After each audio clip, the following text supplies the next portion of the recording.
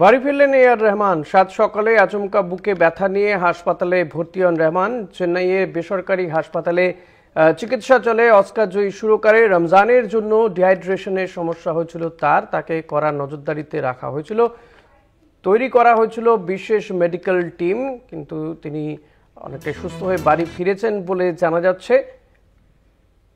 Oscar জয়ী এই সুরকার রমজানের জন্য ডিহাইড্রেশন হয়ে গিয়েছিল বলে মনে করা হচ্ছে। তাকে কড়া নজরদারিতে রাখা হয়েছিল। চেন্নাইয়ের একটি বেসরকারি হাসপাতালে চিকিৎসা চলছিল অস্কার জয়ী সুরকারের। তাকে কড়া নজরদারিতে রাখা হয়। তৈরি করা হয়েছিল মেডিকেল টিমও, বিশেষ মেডিকেল টিম তৈরি করা হয়েছিল অস্কার জয়ী এই সুরকারের জন্য। বাড়ি ফিরলেন এআর রহমান।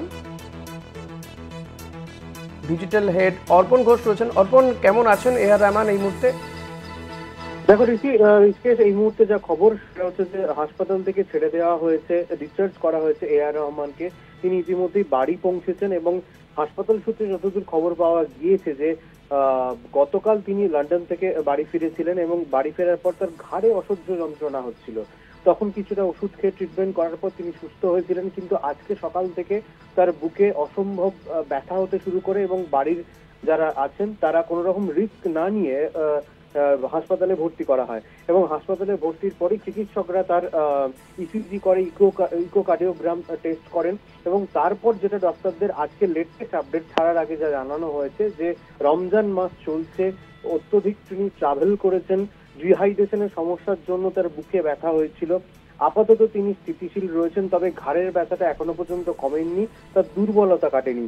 এ বিষয়ে এআর রহমানের ছেলে আমিন তিনি একটি সোশ্যাল মিডিয়াতে পোস্ট করেছেন। তিনি সেখানে লিখেছেন যে আমাদের বন্ধু বান্ধব শুভানুধ্যায়ীদের সকলকে ধন্যবাদ আমাদের সংকটে প্রার্থনা করার জন্য এবং পাশে থাকার জন্য। শরীরে জল শূন্যতার কারণে খানিক দুর্বল হয়ে পড়েছিলেন বাবা, কিছু রুটিন টেস্ট করানো হয়েছে, এখন তিনি সুস্থ আছেন। আপনাদের সকলকে ভালোবাসা এবং আন্তরিকতা আমার কৃতজ্ঞ। এছাড়াও তামিলনাড়ুর মুখ্যমন্ত্রী এম.কে. স্টালিন তিনি পরিষ্কারভাবে জানিয়েছিলেন যে এআর রহমানের হসপিটালাইজ হওয়ার খবরের পর আমি হাসপাতাল কর্তৃপক্ষ এবং চিকিৎসকের সঙ্গে কথা বলেছি।